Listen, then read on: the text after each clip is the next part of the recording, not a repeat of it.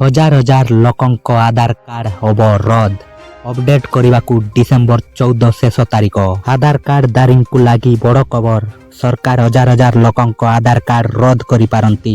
उल्लेखयोग्य जे भारतर स्वतंत्र परिचय प्राधिकरण UIDAI 10 वर्ष बा याटू अधिक पुराना आधार कार्ड रो सूचना अपडेट करने मागणा ऑनलाइन सुविधा उपलब्ध करिसंती।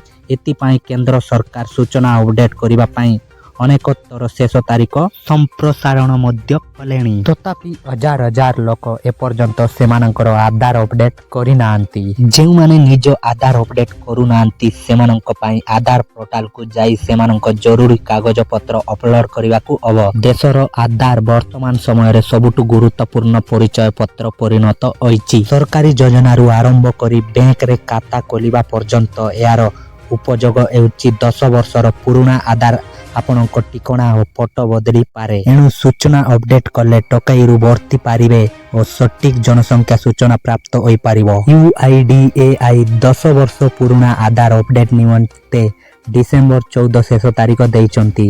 एणु एही समय मध्य रे आधार केंद्र को जाई निजर आधार अपडेट कराई नेबाकू हबो।